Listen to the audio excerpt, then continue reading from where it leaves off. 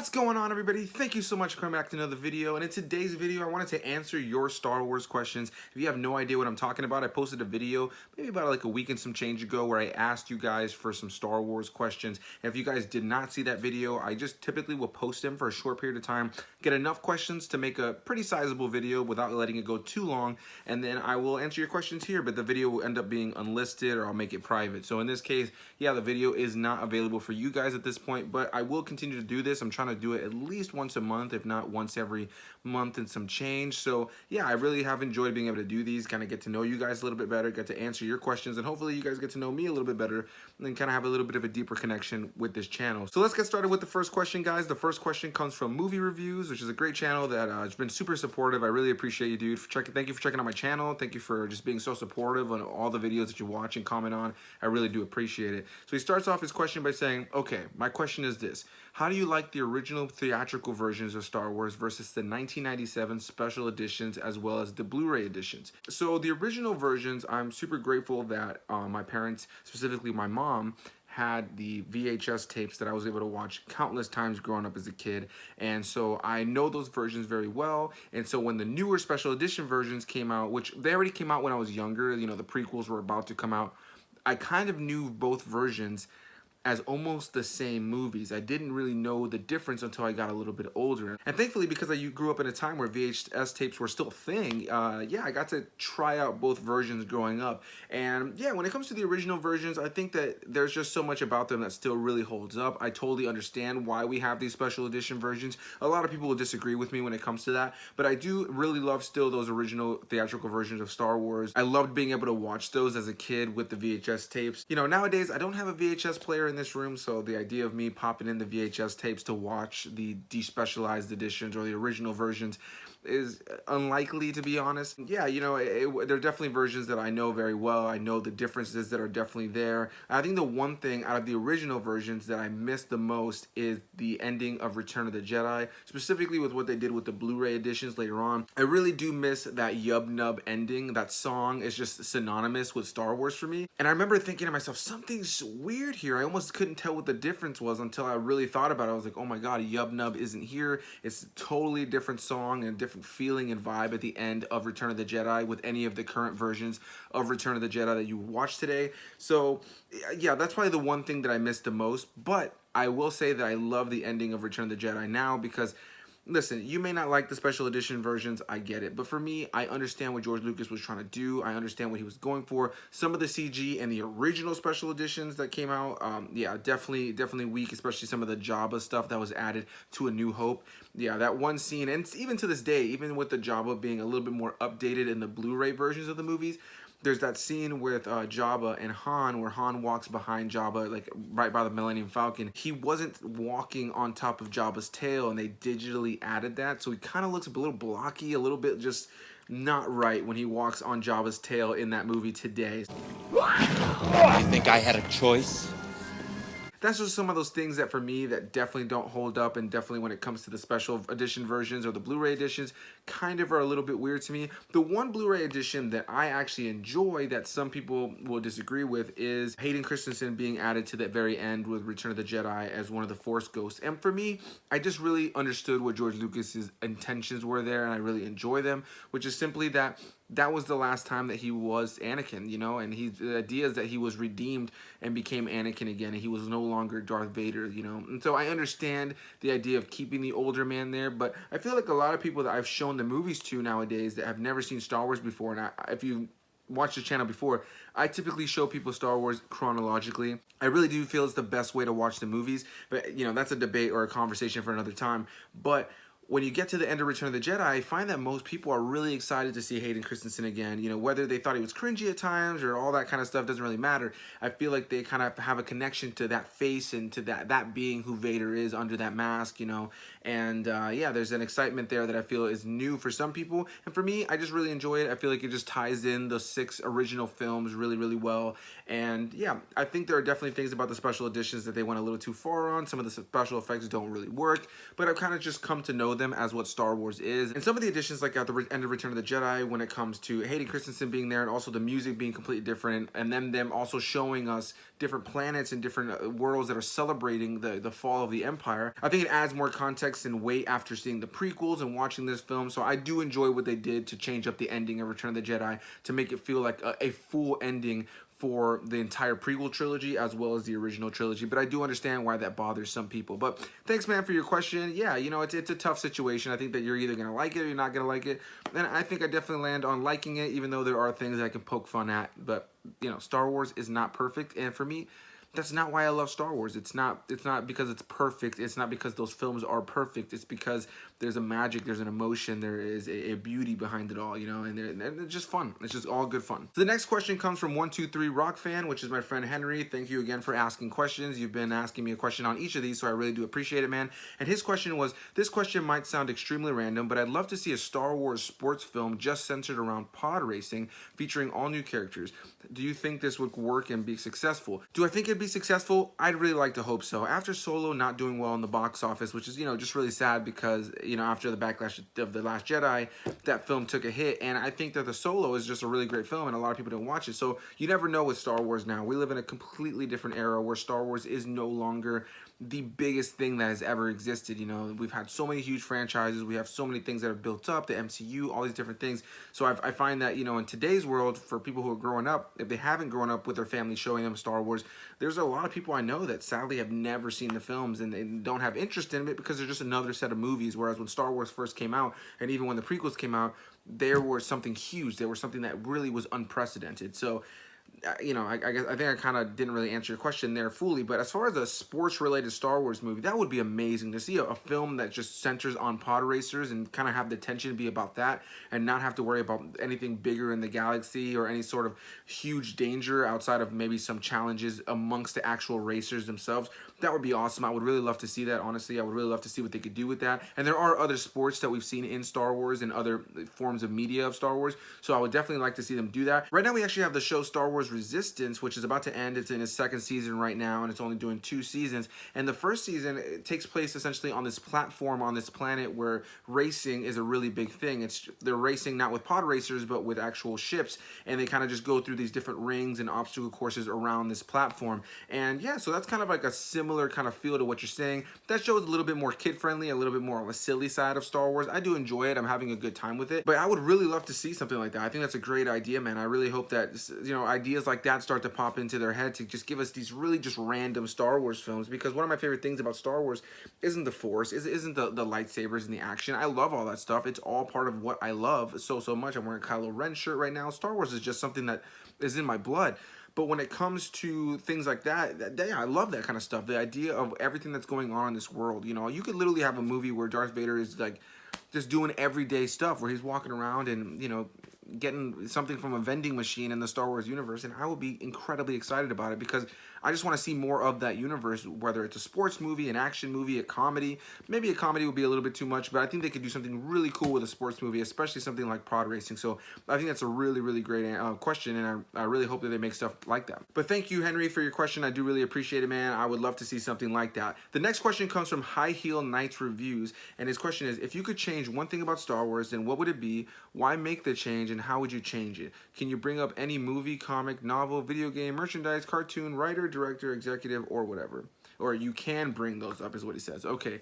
You know, there are so many little things in Star Wars that, you know, are silly or that I could change. You know, there's like little things that I would maybe say, oh, that doesn't work as well. Oh, they could have gone a little bit in a different direction with this.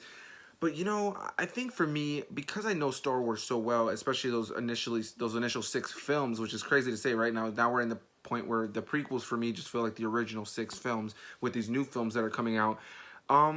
I'm just so in love with George Lucas and the flaws, the mistakes, the moments where he doubted himself, the great things he did, the great people he collaborated with. And so I don't really think I would change very much, if I'm completely honest. If I would change anything about Star Wars, it would be some of this new stuff, and it's not even because I don't like them. If you've been watching the channel, I love the new stuff of Star Wars. I haven't really gotten to review all of them just yet, but I would think the one thing in Star Wars right now that bothers me, and it's in The Last Jedi, which I love. I'll say that right now. I love The The Last Jedi. I'm not a hater, but it's the only thing that really pops to mind right now. There are little things that I can nitpick in every movie, but to actually come up with an answer right now, I don't think I could really give you a full, thorough answer. But one that I know for certain is that in The Last Jedi, there's two things about that movie that bother me. It's really not any of the things that really bother a lot of other people. One of those things is kind of silly, but it's the fact that nobody in the movie says, I've got a bad feeling about this, or any sort of iteration of it. I like what they did with Solo, where when he gets behind the, you know, the driver's seat of the Millennium Falcon,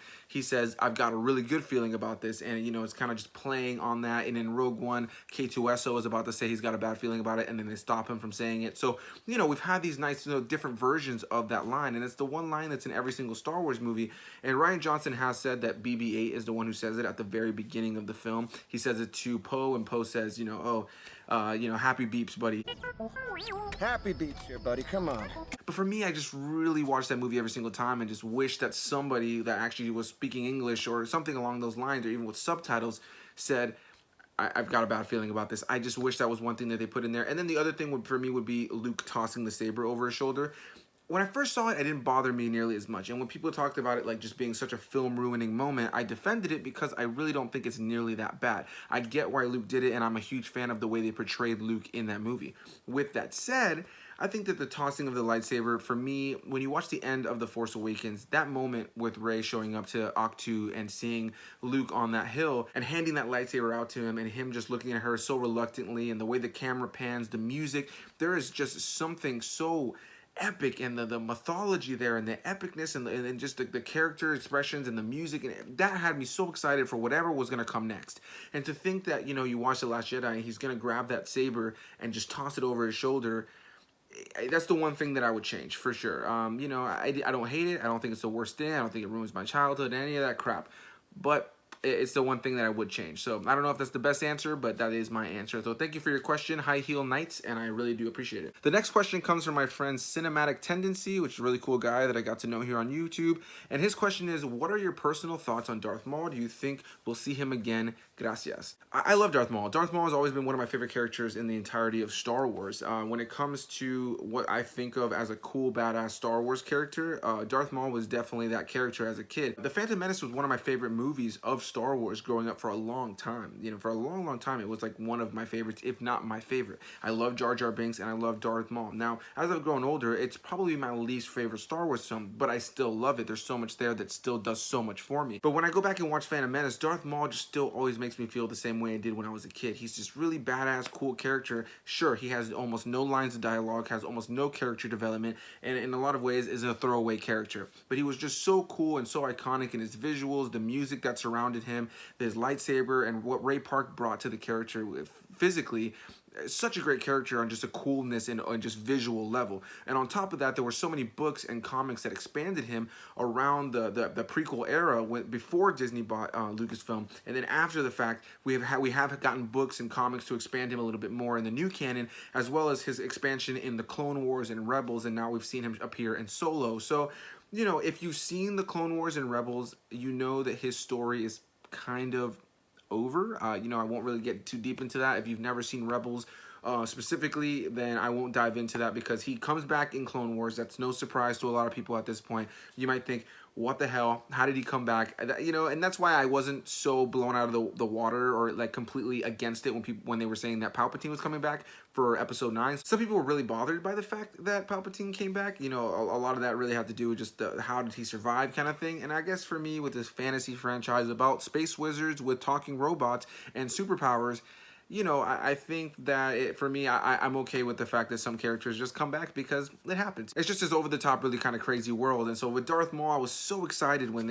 I found out that he was coming back in the Clone Wars. The episode that he returns is so epic, and I was just so excited to see his face again and brought in a whole new way and actually be given character development, and just to be able to see him fleshed out across 2 TV series is so, so great. So as far as seeing him again, I think we'll continue to see him in books and comics across different eras. Seeing him in Solo made me excited that we'd be able to see him in a different time of his life that we haven't actually seen before the events of Star Wars Rebels.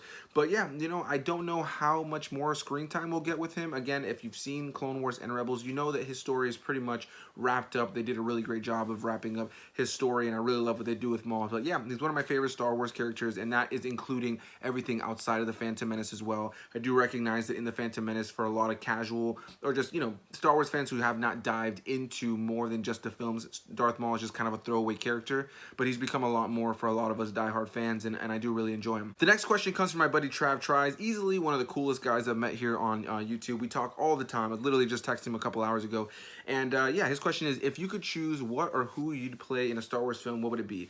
I would think I would love to play some sort of helmeted character if I was ever in Star Wars, or somebody hidden behind prosthetics and makeup. Sometimes I think a lot of us who love film, you know, you'll act by yourself, maybe in front of the mirror or just by yourself in the car.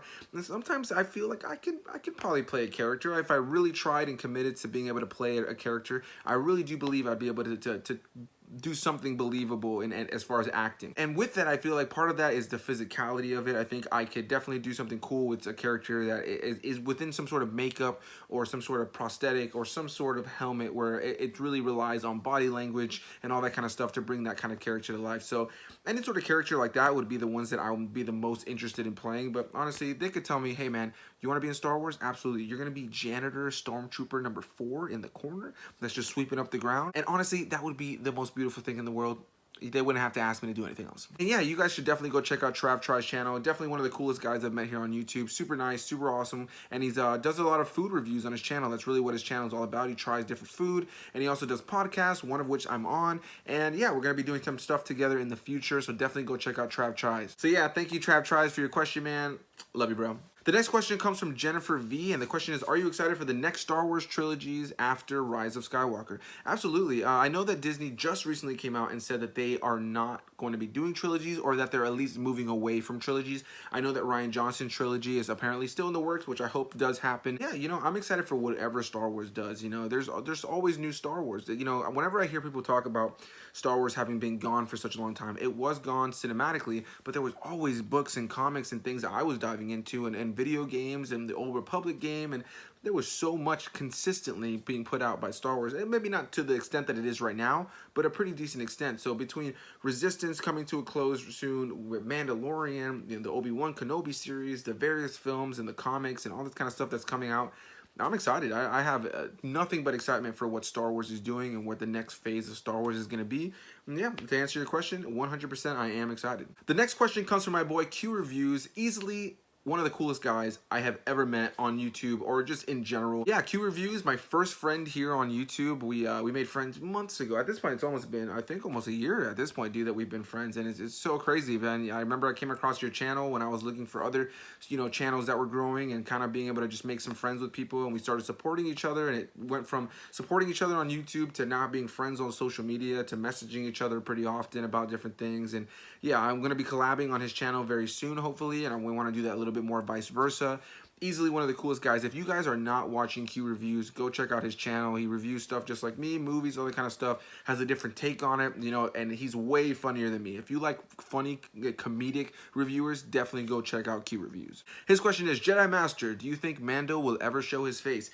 I hope so. I really hope so. I don't know why you cast an actor as handsome as Pedro Pascal and with so much range in acting without ever having him take the helmet off. So I do believe we will see him without the helmet off. You know, it's interesting to see the fact that he's gone so long without it. You know, if you've watched the Clone Wars and Rebels, you know that the Mandalorians in that phase of time were a lot more open to taking their helmets off. Obviously not all the time, but they would. And so, you know, now we're in this new era and kind of learning how these Mandalorians are and how, you know, rigid they are about not taking their helmets off. So yeah, I'm really hoping that he does. Again, you don't cast Pedro Pascal without showing that beautiful face at some point. But yeah, thank you, Q. I do really appreciate the question, man, and for you stopping by. The next question is from Sir Ty Jensen. He asks, have you seen the holiday special or the Ewok movies? I have indeed, and I do plan on reviewing them on this channel. I wish there was a physical copy of the holiday special. It's absolutely atrocious and one of the fucking most beautiful things in Star Wars. And as far as the Ewok movies, I do have those on DVD, so I'm excited to rewatch those very soon to get reviews up on this channel. Yeah, those are 3 movies that are absolutely hysterical to me. The holiday special being just a train wreck of how did this happen, but at the same time, I would never change it. I would never remove it from Star Wars history. It is hilarious. I love the fact that George Lucas wanted to get rid of it from all of time and space. I love the fact that you can watch the whole thing on YouTube. If you've never seen the Star Wars Christmas holiday special, please just do yourself a favor right after this video and go watch it. It is absolutely hilarious, and you will have the most cringy, hysterical time that you've had in quite some time. And then the Ewok movies were just these made-for-TV movies about Ewoks where Wicket and the rest of the Ewoks talk, and there's a little girl, and they're bad. They're bad, but they're funny, and I think that I'm just so happy and glad that we have things like that in the Star Wars universe. You know, whenever I hear people trash on things like The Last Jedi or, you know, any of the new stuff or any of the prequels, and I think, guys, listen, none of these movies are as bad as these three. None of them. So yeah, I think that those for me are always reminders that Star Wars has had some pretty bad phases, but at the same time, I love it. I love how bad it is. I love how cheesy it is. So yeah, thank you for the question, man. I definitely recommend those to anybody who has not seen them. The next question comes from Jacob Martin, which is another YouTuber that I got to know really early on in my time here on YouTube. We've been supporting each other for a long time. It's a really awesome guy. Definitely go check out his channel. Really cool and supportive guy. And his question is, pitch your dream Star Wars movie or series if you were given the chance to make it. You know, I'm really open to anything. And I think if you watch this channel, I have no really rigid mindset on what I want to see or that I think should be seen in Star Wars. So when it comes to something that I would love to see, I think the one kind of series that I would love to see is some sort of movie series or TV series that shows us the first beings to discover the Force. To being able to see like the first beings that really tapped into the Force and realize this is a thing that they can actually tap into and learn, and then maybe eventually coming down to the point where you see the ones who wanted to kind of break off and use it for the dark side and use it for the light, and you know, to be able to see that on screen, I think would be really cool. I would love to see that growth and that expansion within Star Wars as far as giving us more about how the Force use and the Jedi and the Sith all began within this current canon. We have stuff like that in the current canon that have kind of touched into it, but not nearly as much. So yeah, I think that would probably be my dream Star Wars movie or series, something that touches on that. But I'm really open to anything. At this point, I just want to see more stories in this universe. Like I said earlier, I don't care if it's Darth Vader getting stuff from a vending machine. I don't care if it's a sports Star Wars movie, a comedy, an action film, a romance. I'm so down for anything that's done in this universe. So thank you for your question, Jacob. I really appreciate it, and I hope you stick around. The next question comes from my friend Dana Cottrell, and yeah, his question is, do you think Poe is basically a copy of Wedge? To me, they seem very similar. He's referring to Wedge Antilles, if you guys don't know who that is. And yeah, I mean, I guess you could say yes, but also no. I think that there are a lot of star pilots in Star Wars that can be very similar. You know what I mean?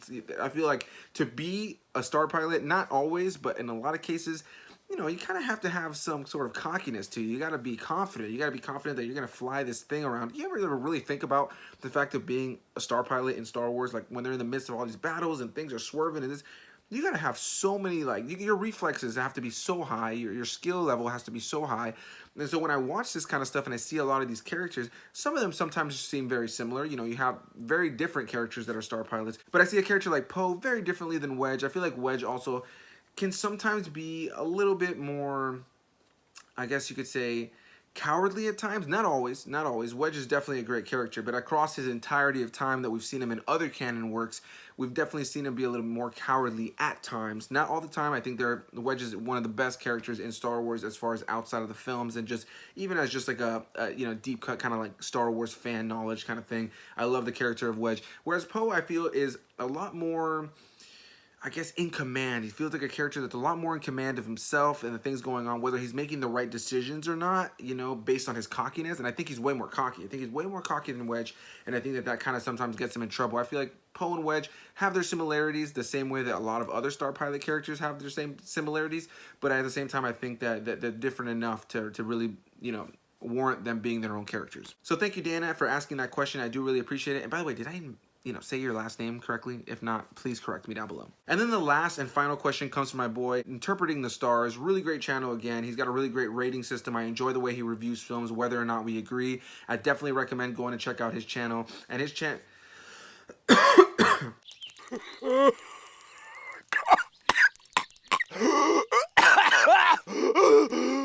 And his question is, what is the best thing about the worst Star Wars movie, and what is the worst thing about the best Star Wars movie? So the best thing about the worst Star Wars movie, I think the best thing about the worst Star Wars movie for me, which is The Phantom Menace, but it's still a great movie and I love it, is Qui-Gon Jinn. I think that, you know, there's a lot of great things in that movie, but the character of Qui-Gon, played by Liam Neeson, so good, man. I really enjoy his different take on a Jedi character. You have a character like Obi-Wan who wants to grow in the ranks of the Jedi and wants to become part of the Jedi Masters, the Council at one point, and eventually does become part of the Jedi Council. And you have this character of Qui-Gon who has had the opportunities, has had the chance to be part of the council. Even Obi-Wan says in the film, if you would just listen to the council and not question them on so many things, you could be on the council. And Qui-Gon's view on that is just kind of like, you have so much to learn about the Force. He's so trusting in the Force first more than anything else. And I think he's easily one of the most interesting characters in all of Star Wars as far as Jedi go. And I feel like he was definitely short-lived. I think if he would have lived on to at least Attack of the Clones, we could have gotten something really, really cool there.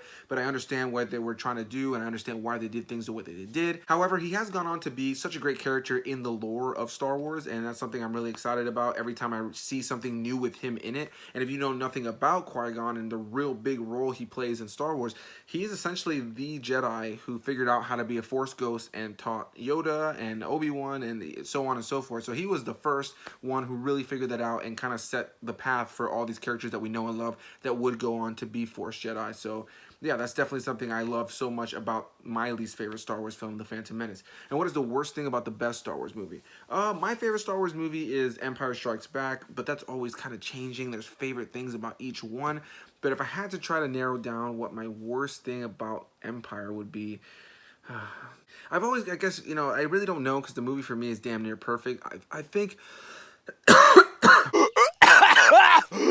I think the one thing for me that's just kind of just weird at this point, like, let's just be real about it, is Leia kissing Luke. I don't think it's the worst thing in the movie. I enjoy that scene. I think it's funny. I love the reaction that it gives to Han, and I love 3PO's reaction in the very back, and I think it's become synonymous with Star Wars and the humor about being able to just kind of sit down and discuss and have a good laugh about Star Wars. However, like long term, it's just weird. It's weird that it's in there, especially knowing that, you know, if you're binging Star Wars, the next movie you're going to find out that they're brother and sister. So I don't think it's necessarily like the worst thing, like you could say, like, I don't know, technically or all that kind of stuff at a filmmaking level. But as far as just a writing level, you know, whether it was planned or not at the time, it's a little weird. At this point, it doesn't matter. We all love it. But at the same time, it's the one thing that's kind of like, eh. But yeah, guys, that's going to be all my questions for this video. I really do appreciate all of you who asked something. And if you want to ask more questions in the future, make sure you guys hit that little bell icon. I think it's somewhere over here. I don't know. The bell icon below me that's right next to the subscribe button. And it allows you guys to get notifications for my new videos. I'd really appreciate it. You guys definitely don't have to ever miss a video. And if you guys get your question in before the video is unlisted or private to any extent, I will answer the question no matter how long the video goes on for. The last time that I did one of these videos, it went on for a little over an hour, and the unedited version was much longer than that. So I definitely didn't want to do that again. It was a long process for the editing, as well as I know a lot of you probably didn't watch all of it because it's a long video, and I understand. So yeah, guys, that's gonna be my set of questions right here for Star Wars. I definitely want to do more stuff like this, but I figured now would be the best time because we're in Star Wars month with so much Star Wars going on. Thank you guys again for watching. Thank you for all of you who asked questions. Make sure you guys comment down below your answers to these questions, and I will see all of you guys in the next video. Bye-bye.